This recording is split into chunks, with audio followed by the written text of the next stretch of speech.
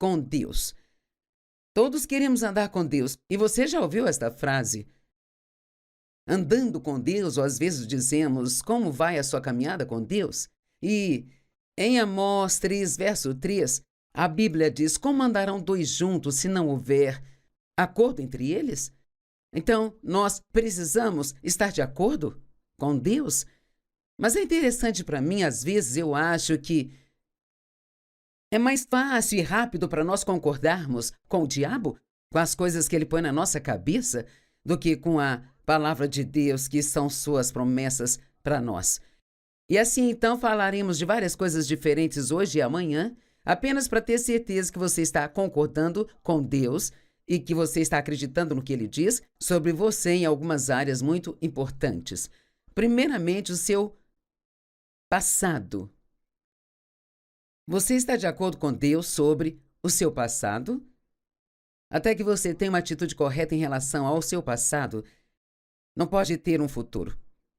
Quero que entenda isso. Até que você tenha uma atitude correta sobre o seu passado, não pode ter um futuro. E você diz, Joyce, qual deve ser a minha atitude? Bem, digamos apenas que você cometeu erros no passado e ainda está se sentindo condenado por eles. Você pediu a Deus que o perdoasse, acredita que o perdoou, mas ainda está carregando esse fardo de culpa. Bem, no que você deve acreditar é, ok, eu cometi erros, eu sinto muito por isso, mas vou aprender com os erros que cometi. Sabe, eu acredito que aprendemos mais com nossos erros do que talvez com qualquer outra coisa. Mas você não pode aprender com eles enquanto você estiver carregando um saco de culpa nas costas sobre eles. Então, muitos assistindo hoje precisam colocar na cabeça que o passado é chamado de passado porque é passado. E não há nada que você possa fazer para voltar e desfazer o que fez. Agora, se você machucou alguém e pode fazer as pazes, isso é algo bom de se fazer. Certamente você precisa se arrepender dos seus pecados. Se você magoou alguém ou disse alguma coisa que os magoaram, você pode e certamente deve voltar e pedir perdão a eles. Mas, de fato, o que mais você pode fazer com o passado se não deixá-lo ir? E é isso que Deus faz. Eu quero ter certeza de que você está entendendo o que eu estou dizendo aqui e que você não fique mais se arrastando, pensando o tempo todo em todas as coisas ou até mesmo numa única coisa que fez de errado no passado. O seu passado não tem que fazer mal ao seu futuro, a menos que você permita. Vou repetir. O seu passado, não importa o quão ruim tenha sido no passado, se está sinceramente arrependido, se pediu a Deus para perdoá-lo, está pronto para mudar de direção, se quer andar com Deus, então você tem que entrar em acordo com Deus. Então vamos ver o que Deus diz do seu passado. Isaías 43, 18 e 19. Esqueçam as coisas passadas. Não se debruce sobre o passado. Agora, vá um pouco devagar, quero que entenda. Noutras palavras, você não precisa sentar e pensar sobre o passado. Agora, se você conhece a minha história, se já me ouviu ensinar, meu pai abusou sexualmente de mim quando eu era criança. Bem, isso, sabe, foi há uns 50 anos atrás. Então, eu o perdoei. Ele não está mais conosco. Felizmente, ele recebeu a Cristo. Ele está no céu. Minha alma foi curada de todas as coisas, mas de vez em quando eu percebo que eu fico sentada pensando em algumas das coisas que ele fez comigo. Isso é apenas o diabo fazendo os pensamentos virem à minha cabeça para me perturbar. De vez em quando eu até tenho pesadelo, sabe? Com algumas das coisas que o meu pai fez comigo. Eu acordo e começo a me sentir mal, ou então culpada, e imediatamente eu penso, não, eu não vou voltar lá. O que aconteceu lá está terminado, acabou. Isto não me afeta agora e não me afetará no meu futuro, mas eu não posso me debruçar nisso. E você não pode se debruçar sobre estas coisas que te aconteceram no passado. Digamos que você esteja num relacionamento matrimonial. E a pessoa com quem é casado fez algo errado, te machucou. Mas você decidiu que quer fazer o casamento dar certo, decidiu continuar junto, e você o perdoou. Você realmente deixou isso de lado? Ou está mantendo isso por perto apenas para o caso de vez em quando pensar sobre isso por um tempo? Você tem que deixar as coisas irem por completo. Porque o diabo ama quando você se debruça sobre coisas que estão no passado. Porque, como eu disse antes, não há nada que você possa fazer sobre o passado que seja frutífero, exceto aprender com ele. Eu realmente aprendi muito com os erros que eu cometi durante a minha vida. Esqueça as coisas passadas, não se debruce sobre o passado. Veja, eu estou fazendo uma coisa nova. Sabe, alguns de vocês eu quero que entendam, essa é a palavra de Deus para você hoje. E ele diz, estou fazendo uma coisa nova. E você diz, bem, eu não vejo nada, não sinto nada. Bem, Deus não está pedindo que você veja ou sinta algo, Ele está pedindo que você creia no que a palavra diz. Creio que Deus está preparando coisas novas para mim e eu não sei o que são. Mas isto me mantém motivada a acreditar que as coisas na minha vida sempre estarão ficando um pouco melhor, um pouco melhor, um pouco melhor e um pouco melhor. Eu estou fazendo uma coisa nova e agora ela brota. Você não percebe isso? Eu estou fazendo um caminho no ermo e riachos no deserto. Ok, talvez agora você tenha uma grande bagunça em sua vida. Uma bagunça super grande. Uma bagunça financeira, conjugal, bagunça com filhos, bagunça no trabalho. Sua vida está uma bagunça. E definitivamente você pode dizer, Joyce, eu estou no deserto. Ok, mas Deus está te dizendo hoje, eu farei um caminho nesse deserto.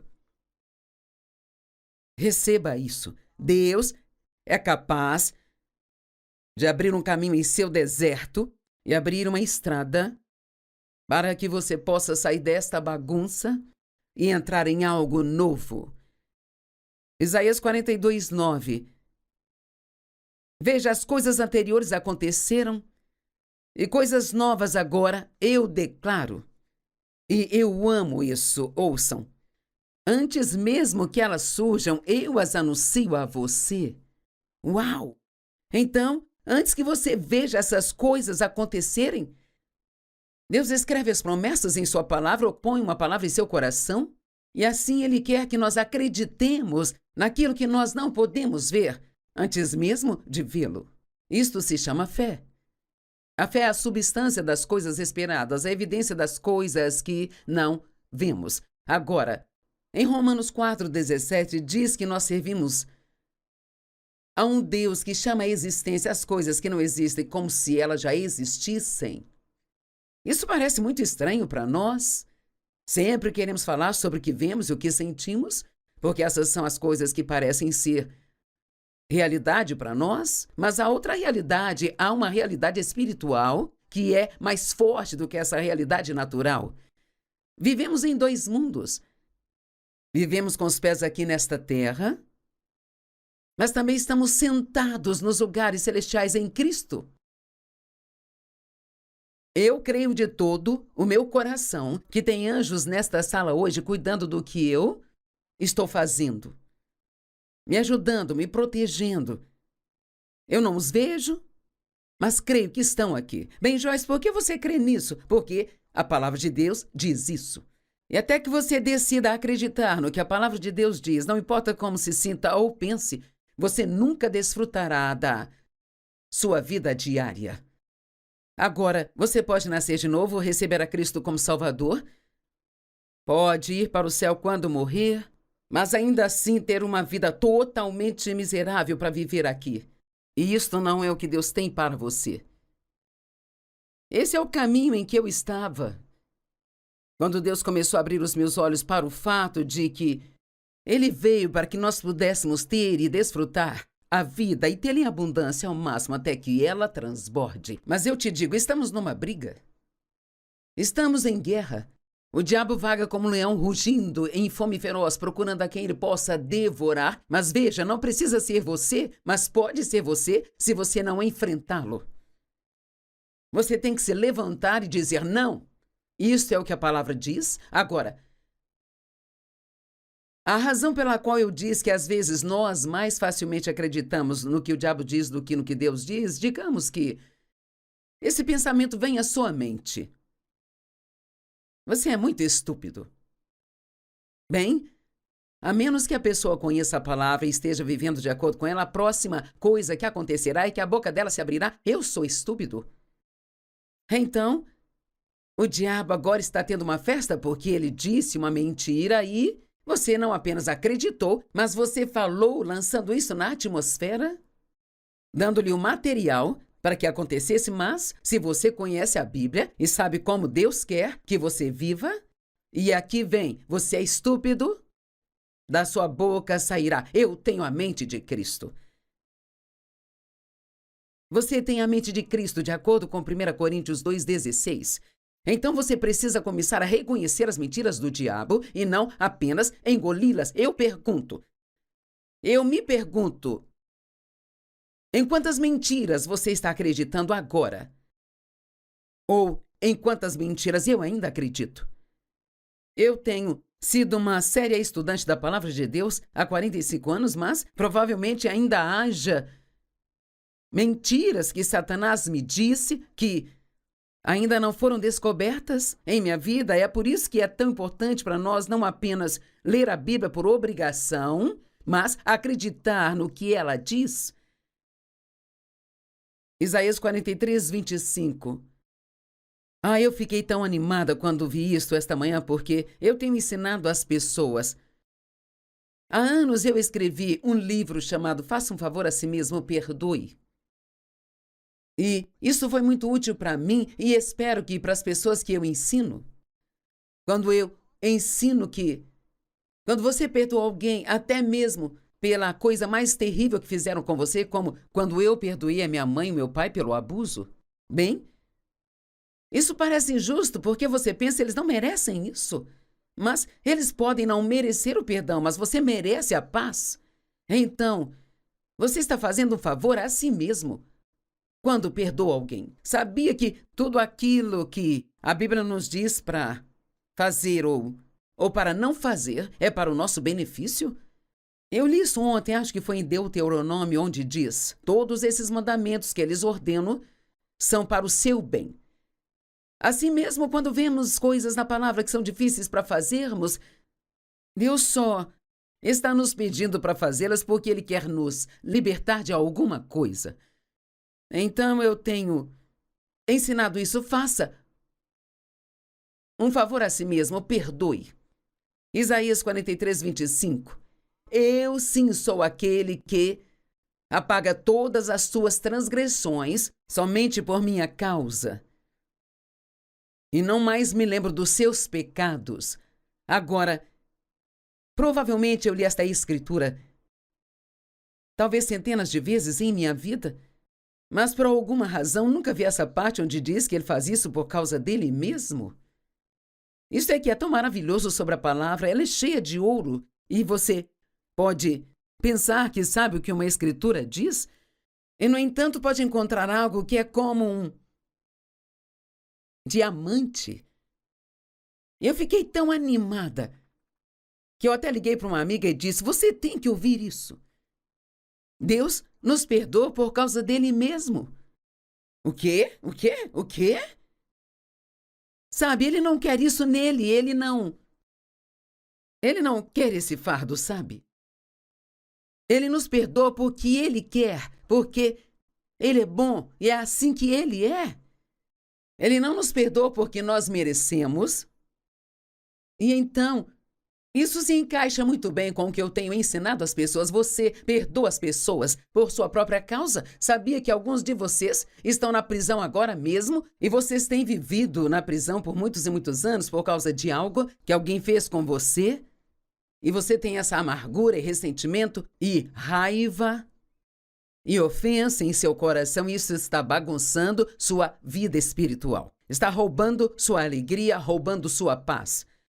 Mas você pode deixar isso de lado agora, porque o que eles fizeram está no passado e você não pode voltar e desfazer o que eles fizeram, mas você pode liberar completamente o fardo por perdoá-los para o seu próprio bem. Eu amo isso. Deus, ele nos perdoa por causa dele. Cara, isso é bom demais.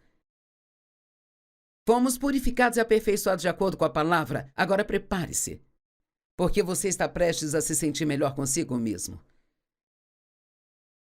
Hebreus 10, do 12 ao 14, diz: Mas, quando este sacerdote, falando de Jesus, tendo oferecido para todos sempre um único sacrifício pelos pecados, único sacrifício para sempre, e veja, isso é importante, porque debaixo da velha aliança, debaixo da lei, eles pecavam e faziam sacrifício, eles pecavam e faziam sacrifícios.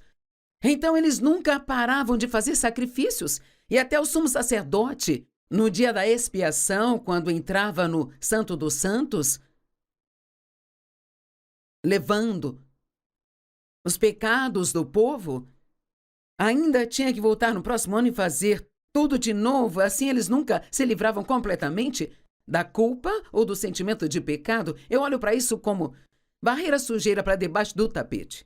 Você se lembra de quando era criança e sua mãe pedia para você varrer o chão e, em vez de você pegar a pá e pôr a sujeira na lixeira e levá-la para fora, você pegava a vassoura e varria para debaixo do tapete?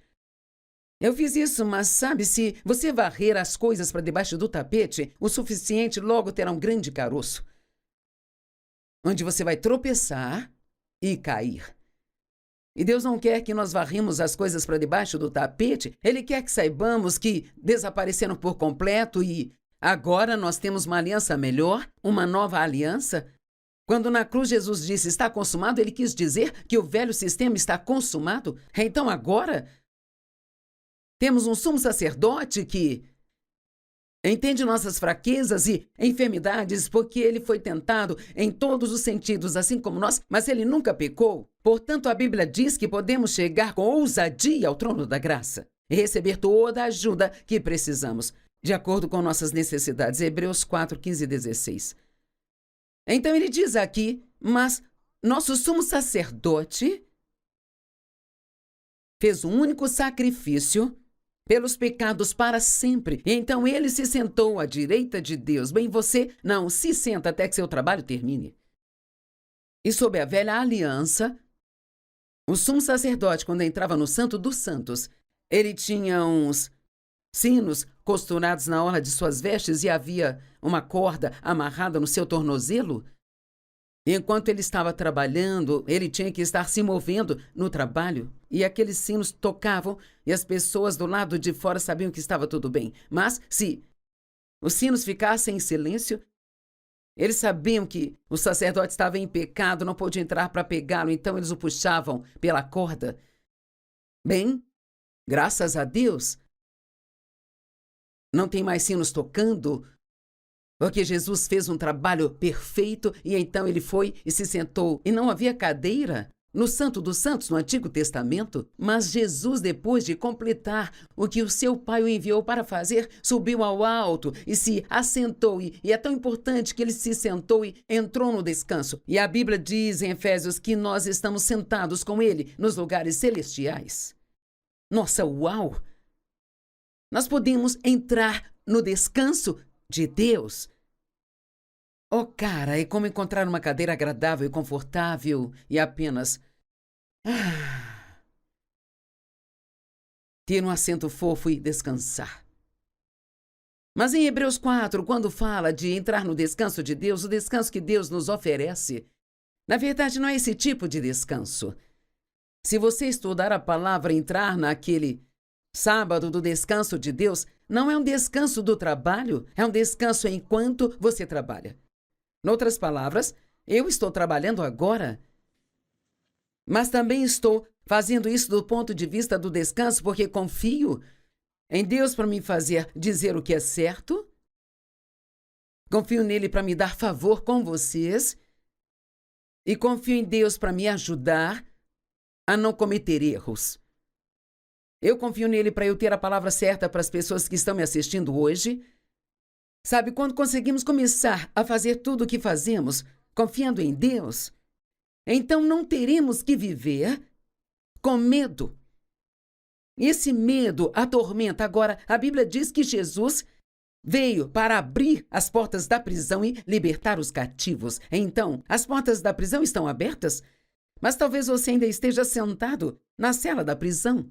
Algumas pessoas se acostumaram tanto a estarem na prisão da sua miséria que elas nem sabem como é sair e viver qualquer outro tipo de vida. E desde então ele espera que seus inimigos se tornem como estrado para os seus pés. Então Deus, o Pai, disse a Jesus: venha e sente-se à minha direita, até que eu faça dos seus inimigos o estrado dos seus pés. Uau! Quando você faz a parte que Deus lhe pediu para fazer, você não tem que continuar fazendo, tentando. E amanhã vamos falar de algumas ótimas coisas sobre sermos justificados com Deus pelo sangue de Cristo.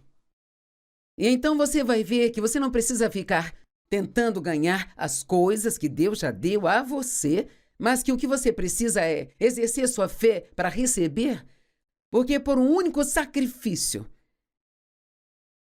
Ele mesmo aperfeiçoou para sempre aqueles que estão sendo santificados. Agora, eu amo tudo isso e espero que você possa entender. Nós fomos aperfeiçoados e nós também já fomos santificados, e isso está em nosso espírito, mas está sendo trabalhado em nossa vida através da ajuda do Espírito Santo, dia após dia após dia. Deus me vê como perfeita, mas eu não sou perfeita na minha performance. E está tudo bem, porque enquanto eu amar a Deus e eu continuar crescendo de pouco a pouco, no que ainda precisa ser feito em mim, quando a trombeta soar e Jesus voltar para nos buscar, Ele finalizará isso, e então nós seremos transformados num piscar de olhos, diz a Bíblia. Agora imagine que dia glorioso será este. Você não tem realmente que lutar com todas as suas fraquezas e odiar a si mesmo porque tem falhas. Há uma grande diferença entre a fraqueza e a maldade. E nós temos fraquezas, mas nós não somos perversos. Não sou perversa, mas cometo erros. Não creio que você seja perverso se está assistindo a este programa. Não acredito que seja uma pessoa má. Se você fosse, já teria desligado isso, porque eu estaria dando nos seus nervos. E eu quero que você entenda que Deus fez um caminho para você não ter que viver no passado, sabe? E ser atormentado por ele. Romanos 8:1 diz: portanto, agora nenhuma condenação há para aqueles que estão em Cristo Jesus. Por causa do que Jesus fez, uma vez que você se arrepende do pecado, não precisa mais se sentir culpado. E se você se sente culpado, o que está fazendo é tentando pagar pelo seu pecado, se sentindo mal. E você está tentando pagar por aquilo que Jesus já pagou o preço? E uma vez eu ouvi no meu coração: Joyce, isso já está pago, não preciso da sua ajuda. Então precisamos crer que Jesus fez um trabalho perfeito e completo. Hebreus 10, 17 e 18.